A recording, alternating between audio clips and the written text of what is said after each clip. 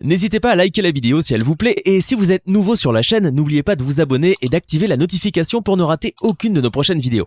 On commence.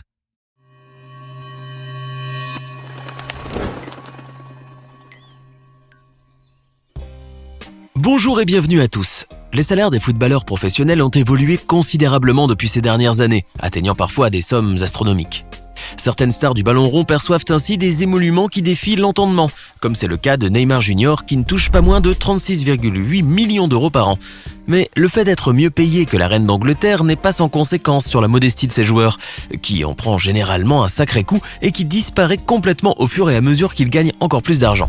L'exemple d'un Cristiano Ronaldo claquant son argent dans les bolides et les palais et affichant avec arrogance les signes de sa richesse est représentatif d'un milieu footballistique miné par l'égocentrisme et le narcissisme. Mais, comme toute règle possède une exception, le cas de Sadio Mané vient vous prouver qu'il est possible d'être riche et célèbre tout en gardant les pieds sur terre et la tête sur les épaules. Ce brillant joueur à la success story passionnante a joué au foot pieds nus sur du gravier avant de côtoyer les plus grandes stars sur le gazon. Parti de rien et issu d'une famille très pauvre du Sénégal, Sadio est aujourd'hui un des joueurs les mieux payés de la planète. Et sa fortune ne cesse de grandir à mesure que son talent libère tout son potentiel. Mais loin de gaspiller son argent en stupides futilités matérielles, ce joueur a choisi une voie plus sage, celle de la raison. Alors, installez-vous bien, car aujourd'hui nous allons découvrir comment Sadio Mané dépense ses millions, et vous allez voir que c'est vraiment étonnant. On commence. Avant d'évoquer sa fortune et comment il dépense ses millions, il serait plus judicieux de vous parler du personnage et comment il a débuté sa brillante carrière. Sadio Mané est né le 10 avril 1992 à Bambali, dans un petit village de Moyenne Casamance au sud du Sénégal en Afrique de l'Ouest. La splendeur naturelle de cette région forestière n'a d'égal que l'extrême précarité de la population qui a dû affronter les affres du conflit civil depuis 1982. En effet, en Casamance, où a grandi Sadio Mané, la situation est loin d'être aussi pacifique que dans le reste du Sénégal. À partir du début des années 1980 et jusqu'en 2005, après le cessez-le-feu, un conflit féroce a opposé les forces rebelles indépendantistes du mouvement des forces démocratiques de Casamance qui réclament l'indépendance de la région et l'armée du gouvernement du pays, causant la mort de plusieurs centaines de personnes pendant des affrontements, sans parler des nombreuses victimes de mines antipersonnelles a posteriori. Les champs minés empêchant leur exploitation, les gens ont très vite souffert de famine à Bambali, comme dans plusieurs autres villages largement tributaires de la terre. C'est donc dans des conditions d'extrême pauvreté que voit le jour, le 10 avril 1992, celui qui deviendra plus tard le meilleur ailier au monde. Heureusement, très tôt, le petit Sadio s'est vu transmettre le virus du football, et balle au pied, il démontre des qualités de virtuose. Pourtant, il devra lutter non seulement contre le besoin, mais aussi contre l'avis de son père, un imam de mosquée de son état et qui ne voyait pas la passion de son fils pour le football d'un bon œil. Ce dernier ira même jusqu'à le frapper pour le dissuader de jouer au foot, mais il s'est vite rendu compte que cela ne servait à rien, surtout lorsque son fils de 15 ans a fait une fugue d'une semaine pour aller tenter sa chance à la capitale Dakar. Finalement, et à force de persuasion, Sadio Mané convainc les siens de le laisser quitter le village pour rencontrer des formateurs en ville. Il se rend alors à Mbour, la plus grande ville du football au Sénégal, avec son petit équipement de fortune, un short miteux et des chaussures abîmées. Un détecteur de talent local repère la future star et l'aiguille vers l'AS Génération Foot, l'un des multiples clubs de Dakar. Un avantage non négligeable car ce club fait partie de la pépinière de Génération Foot, scrutée à la loupe par les clubs européens à la recherche de jeunes joueurs prometteurs.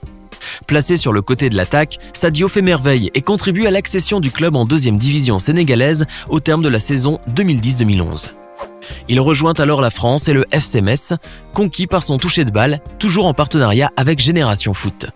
Mais malgré des débuts prometteurs, Sadio ne brillera pas tellement en France, car débarqué fraîchement dans une Europe glaciale et loin de son soleil africain, il a du mal à s'acclimater et souffre même d'une pubalgie qui lui cause de grandes douleurs, mais qu'il dissimule tout de même afin d'être sûr de jouer.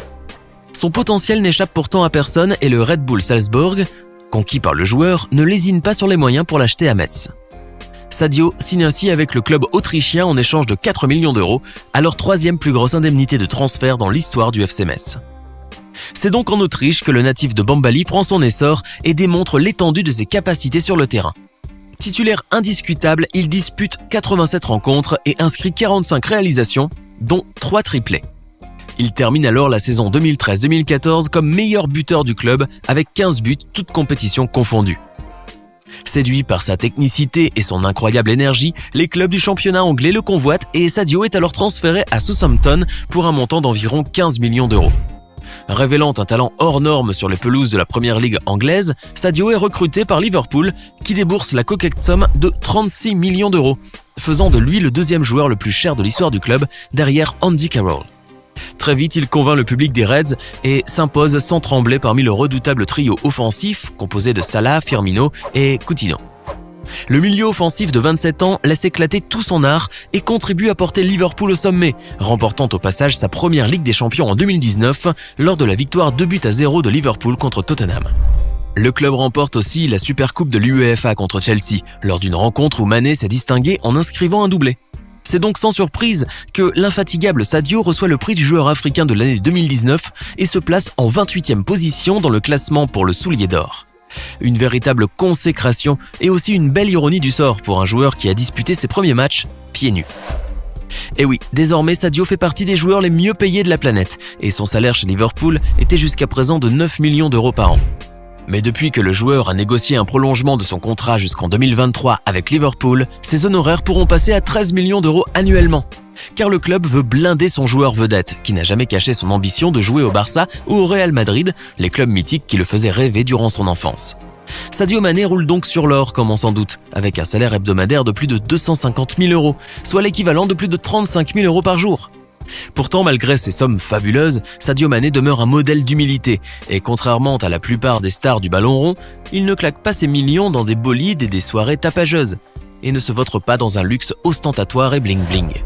Le sociétaire des Reds est un homme casanier par nature et s'il rayonne sur le gazon, il est plutôt discret et timide à l'extérieur des terrains. Mais surtout, le natif de Bambali n'oublie pas ses origines très modestes car la vie lui a très tôt appris la vraie valeur des choses et des gens.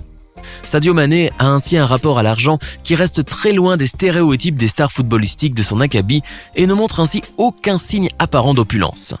Quand d'autres joueurs viennent aux entraînements au volant de Ferrari ou d'autres bolides, portant des montres de luxe et des bijoux monstrueusement chers, Sadio, lui, reste sobre. En parfait pragmatique, le joueur ne dilapide pas son argent, loin de là. Il le fait plutôt fructifier à coups d'investissement dans des biens immobiliers dans son pays natal.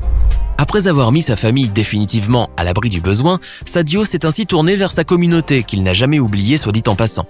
Bien qu'il reste très discret sur ses actions humanitaires, la star a avoué avoir offert près de 240 000 euros pour la construction d'un lycée moderne à Bambali. Il finance aussi un stade de football pour les jeunes, toujours de ses propres deniers, et achète des vêtements, des chaussures et de la nourriture aux personnes démunies. Généreux et prévenant, Sadio fait un joli cadeau à son village en envoyant 300 maillots des Reds à ses habitants, toujours à ses frais. On peut arguer que ses bonnes actions envers son pays et ses concitoyens ne font partie que de la partie émergée de l'iceberg, tant le joueur est connu pour sa discrétion quasi légendaire. Et il est fort probable que la générosité de Sadio aille bien au-delà de quelques centaines de milliers d'euros, et que son dévouement corps et âme pour le bien-être de ses concitoyens se chiffre plutôt en millions. Une générosité qui est la bienvenue dans sa région natale, qui s'évertue à se relever tant bien que mal après avoir enduré la tempête du conflit séparatiste. La star sénégalaise reste quand même le plus critiqué des Lions de la Teranga par rapport à ses prestations en équipe nationale, ayant raté le dernier penalty face au Cameroun en quart de finale de la Coupe d'Afrique des Nations de football 2017, synonyme d'élimination pour le Sénégal.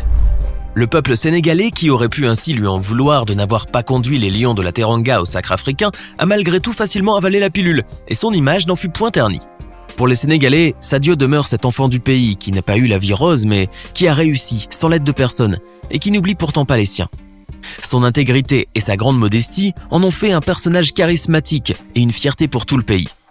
Et si la star de Liverpool envisage un jour de prendre une retraite bien méritée, il n'est pas impossible que ce soit dans son village natal à Bambali, qui a bien changé depuis l'époque où il y jouait au foot avec des godasses déchirées. Mais pour l'heure, la star de 27 ans n'est pas encore au bout de sa carrière et il se pourrait très bien qu'il soit racheté par le Real Madrid qui le lorgne de très près. Celui qu'on dit être le meilleur ailier de la planète pourrait donc faire grimper les enchères car il est certain que Liverpool ne le cédera pas au prix bas. Sadio Mané pourrait donc valoir beaucoup plus d'argent dans le futur et ses revenus pourraient être multipliés par 3.